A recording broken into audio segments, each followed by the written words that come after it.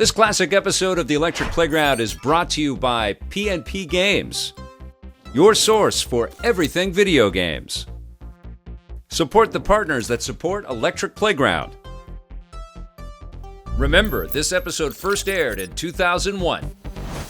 If you're into video games, then get ready for all the latest previews, news, and reviews. Pretty good, that all rhymes. Yes, it does. You gonna tell them the name of the show? I thought I'd let you do that. You're watching the Electric Playground. Good job. Thanks, buddy. Today on the show, we go stealthy for Metal Gear Solid 2. We take a look at the long-awaited Final Fantasy X. We talk to pro skateboarder Bob Burnquist. And reviews are from the Bike Shop.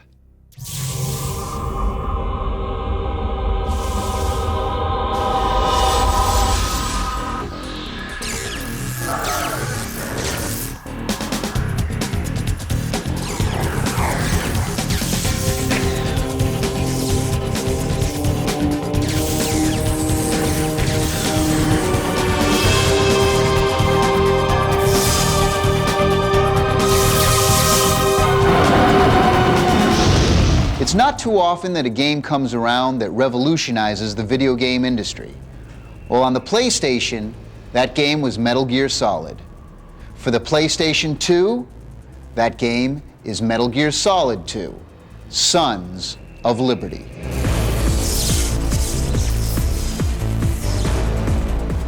Hey, I'm at Konami in Redwood City, California. I'm with Ken Ogasawara, who is the localization producer for Metal Gear Solid 2.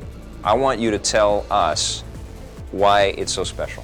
Graphically, we know we've got the best game out there. Gameplay-wise, there's so much you can do, so many ways that you can beat the bosses, so many ways that you can get through the game. His bandana floating in the wind, he had one programmer working on that exclusively to make sure it looked right, that it looked natural. That's where this game really shines. I mean, it's about the details. Yeah. Where if you can think of something, try it out, because more often than not, it will work. So tell us about the different weapons and different tools that you get to use in the game. A lot of the weapons that you get in the game are the same from before, but our favorite new one has got to be the tranquilizer. Tranquilizer? Because now you can run around through the game without knocking off a single enemy. For those that don't know, what's the big surprise? The big surprise this time around is that Solid Snake isn't your main character throughout the game. We get a new character running around, and his name is Raiden. Now, it's a real sensitive time around the world right now, and there's terrorist attacks happening for real. There's also terrorist attacks happening in this game. And there was talk that you guys were going to postpone this game. What happened during the course of discussions about Metal Gear and its appropriateness for this time? This game certainly doesn't promote terrorism in any way. I mean, Solid Snake is going in there to stop it. Raiden is going in there to stop it. So there was some sensitive scenes that we thought at the time wouldn't be appropriate. We made the call to take a few of those scenes out. Right. But it doesn't change the game, and it certainly didn't change the message in the game either. What is the message? How our society is turning into a digital society, and how much information is there, and how much important, trivial, all sorts of information that's in an uncontrolled state because of the net. Right. And it looks at the ramifications of that.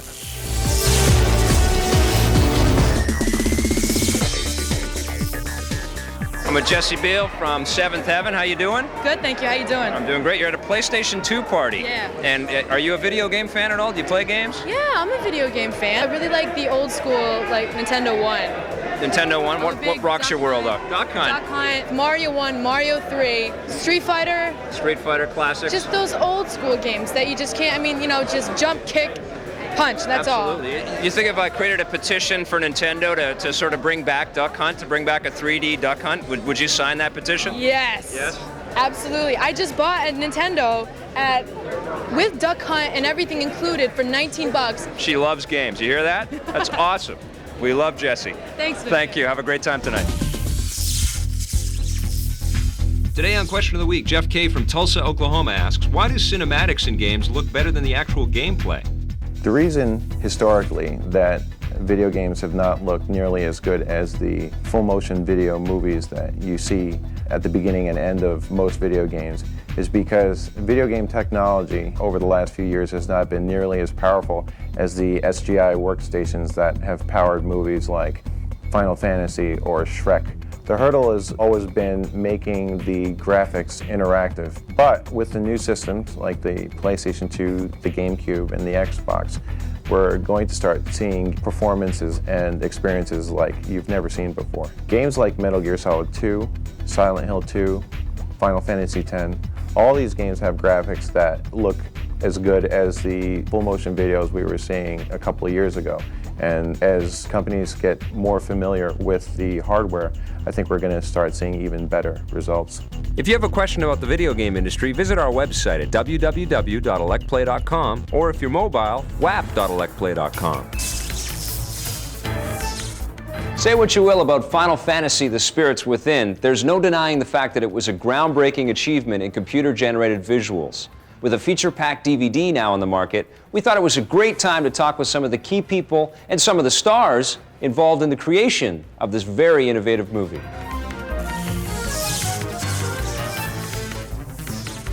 So did you ever think you'd be in a movie based around a video game? I was doing it not because of the video game, not because they said it was going to be breakthrough technology and ground shaking. You know, I've heard that before, and that doesn't mean a lot, but the script was really exquisite. I loved it, and that's why I did it. What did you think the first time you saw these visuals? Technologically, I guess it was incredible.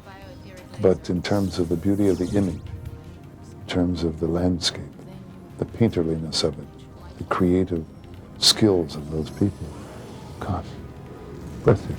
And what was it like working with somebody who'd come from a video game designer realm? You've worked with a lot of directors. Was it different? Was it new, unique?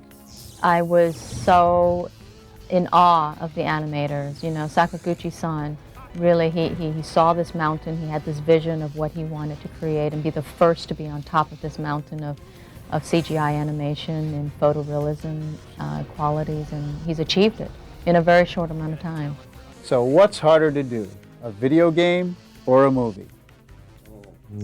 まあそれぞれ難しいところあるんだけど、その In this movie project, our goal was to create realistic characters. That's why it was difficult. But in a game, if we decided to make realistic characters, it would be difficult as well. Why did you decide to create a brand new story with new characters as opposed to using the video game characters? In the Final Fantasy games, it is always different. They have different characters involved in different stories, so it's only natural to have new characters and a separate story for the movie as well. We do have prevailing themes throughout the Final Fantasy games, especially Final Fantasy 7 and 9.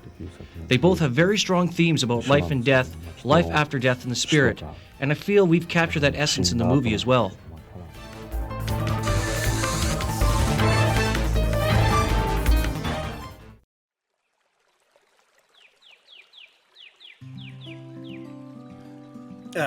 EP Classic.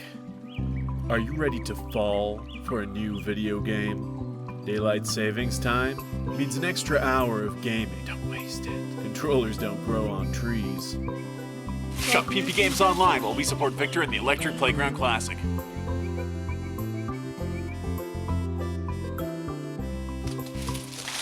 Play forever.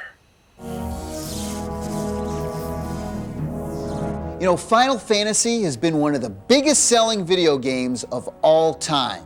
Well, wait till you see what Square has in store for you next with Final Fantasy X for the PlayStation 2.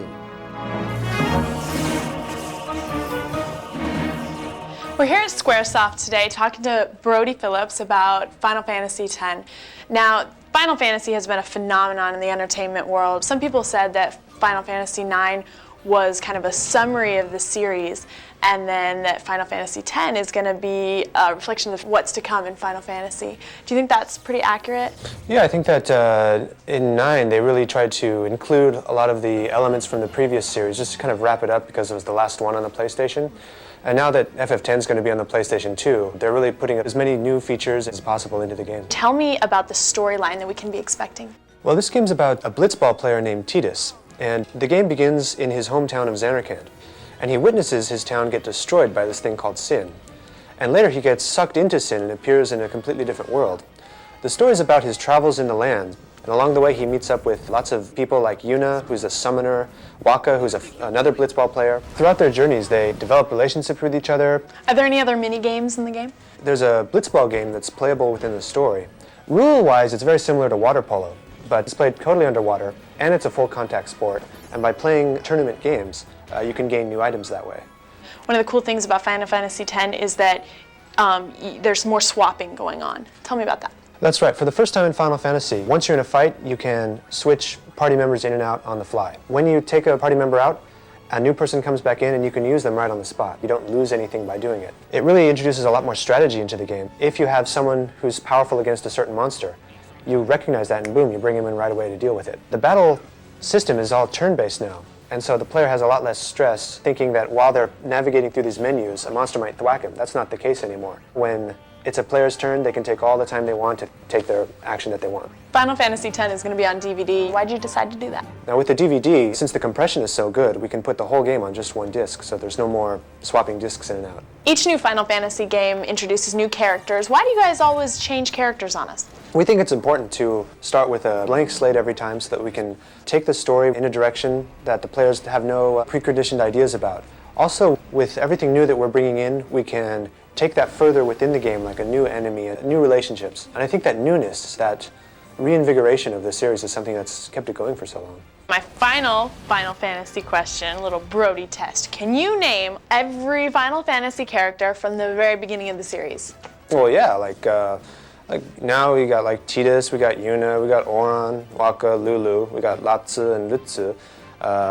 Like from 9, we got like Vivi, we got Steiner, Zidane, Freya, you know, there's Cloud, Sephiroth, you know, oh, I skipped Rinoa, and there's also...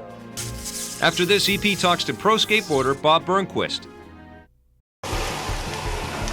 Hey, what's your favorite racing video game of all time? Far out! Shop PMPGamesOnline.com and watch EP Classic every Saturday morning. I almost forgot. Play forever!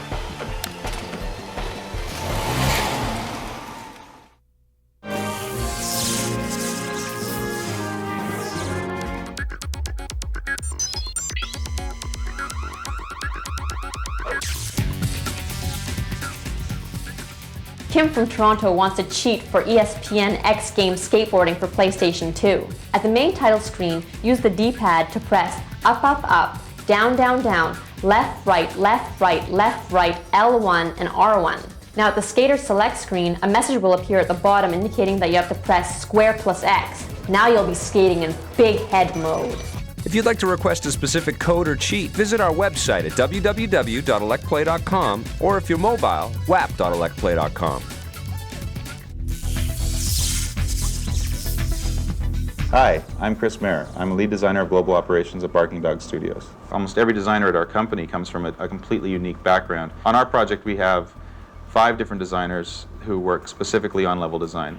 Levels start as a rough concept idea, and after we have the idea worked out, we usually move it to paper. Later, you take them to graph paper and try to detail them as much as you can. When we're happy with that, that's when we start thinking about moving it towards a computer. When we start on the computer, we start from scratch with nothing more than just building a box, and then we start adding another box and another box. In this level, it's a mansion. For this, I had to do a lot of research at the library. You just dig through books of architecture, books of house construction, of wallpaper styles. You learn what style of doors they use on the front of an old Victorian-style mansion. And you come up with a look and feel for that level. A lot of times I get asked the same question: how do you get into level design? And you need to have strong communication skills, you need to have a passion for playing games, and you need to just love to build fun spaces. There's a lot of games out there you can make levels for. We're releasing the tool set for our game, but you can make levels for Quake, you can make levels for Half-Life. So just make a lot of levels and let a lot of people see those levels. The only way you're going to learn is by getting critique from other people and understanding what people like in your levels. So after you've built a lot of levels and you get a lot of people to play those levels, who knows? Maybe you could get a job as a level designer. Bob Burnquist is one of the best skateboarders in the world. He's also a heck of a nice guy. Of course, he can't do this. Then again, neither can I.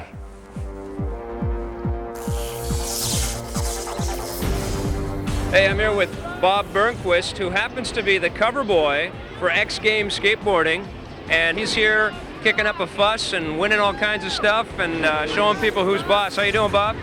Good. I'm actually showing people how to have fun. How to have fun? Yep. It's not about winning, it's about having fun. Not at all, man. I want to know what you think about this game.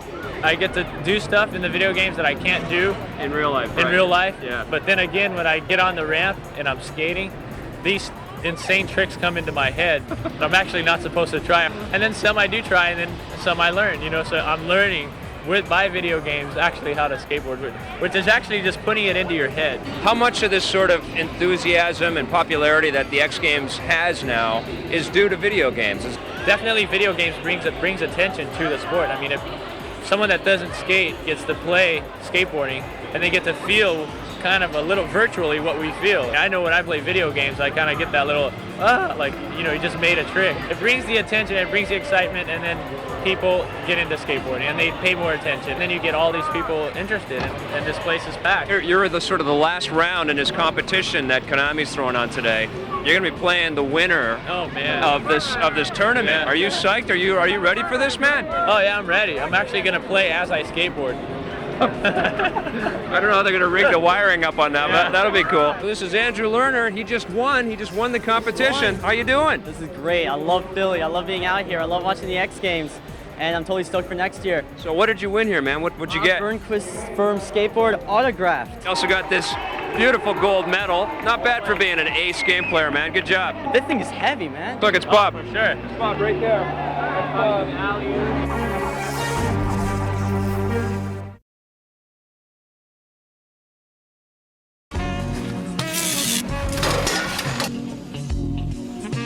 Get over here! Oh, dude, I just had that dream again with those two.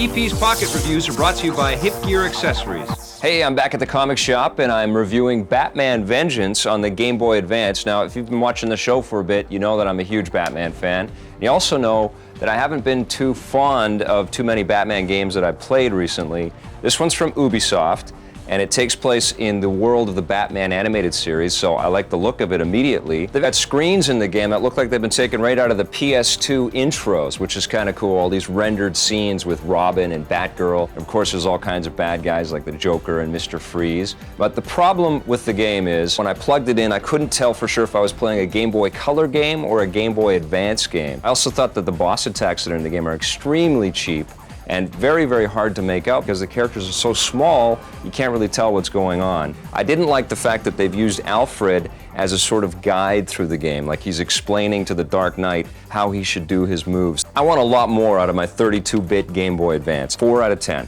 Not good enough. Reviews on the Run is brought to you by Microplay. So here we are in a BMX shop, because we're going to talk about a couple of BMX games. Let's talk about Dave Mirra Freestyle BMX 2 for the PlayStation 2. Here's a game where the levels are huge. Enormous. The environments are very cool, and that's one of the reasons why I enjoyed this game, was the fact that we've got, you know, a lakeside environment where you can race into the water. We've got a camp where you can go up into these cabin areas. And there's also a city environment. Lots of things to do tricks off of. There are plenty of tricks in this game. The thing that bugged me, though, is that the physics in the game weren't exactly, how shall we say...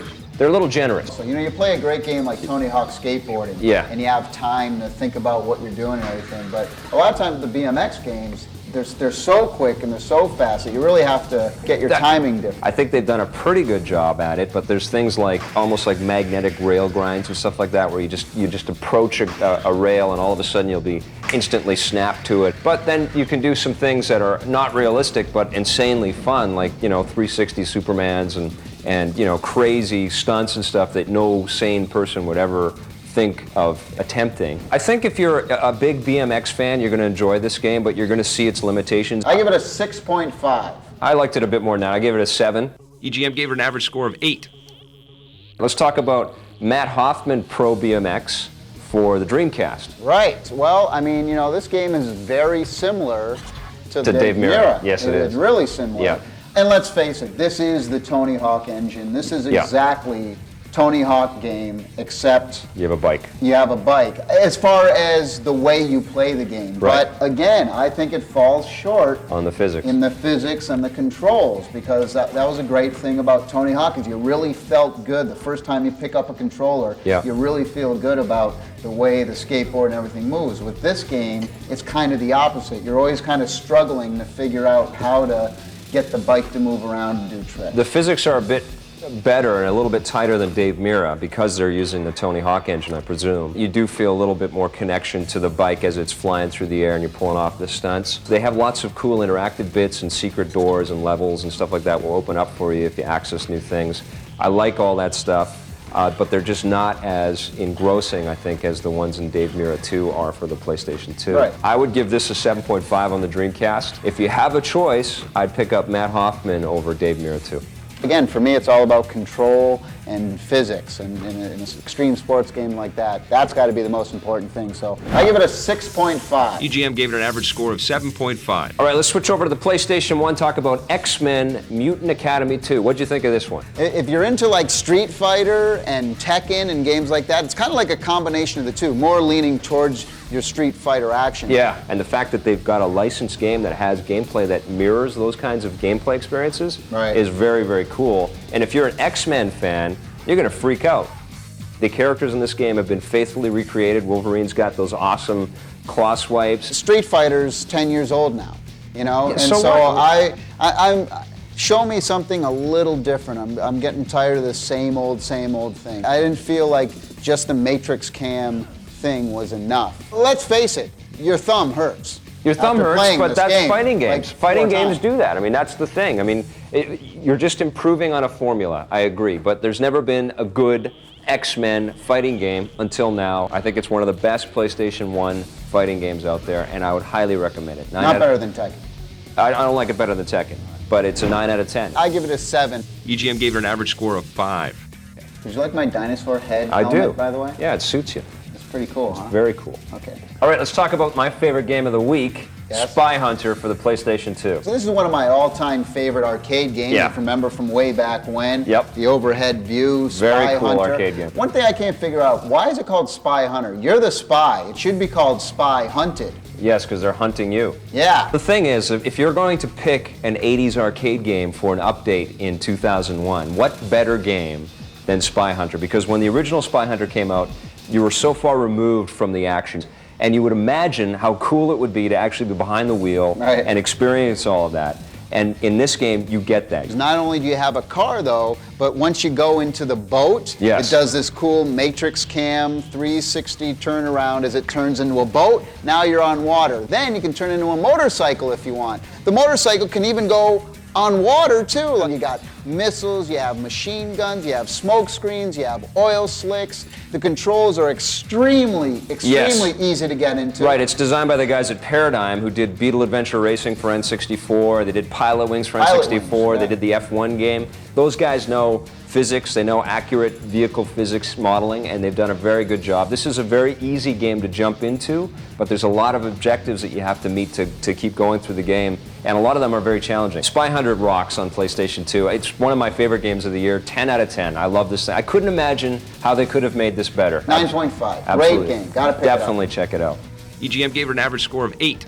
So I'm thinking I'd like to see you do a triple backwards Abubaka into a half twist Fufanu. What do you think? Right now? Yeah. Okay. Back up. Okay. Give me some room. Go. What exactly is that move again? It's a triple backwards Abubaka. Abubaka. With a half twist Fufanu. Right. Go ahead. Okay. Weren't those a couple of bounty hunters in Empire Strikes Back standing next to Boba Fett? Here's a recap on our reviews, including scores from Electronic Gaming Monthly. Visit our website at www.electplay.com, or if you're mobile, wap.electplay.com. Well, unfortunately, we've run out of time. We'll be back soon, though, with more cool video game stories on the Electric Playground. See you next time. Production assistance for Electric Playground is provided by Microplay. You can purchase any of the games featured in Electric Playground at a Microplay location near you. And by NVIDIA. Electric Playground only uses NVIDIA, the ultimate graphics cards. The summoner guy, oh, I forgot his name, but like Seymour, and let's see, there's Master Mika, there's Braska, and let's see, what else we got? Braska, and can't forget Kimari, because, yeah, Kimari's really big. Yeah, Kimari was the one I forgot.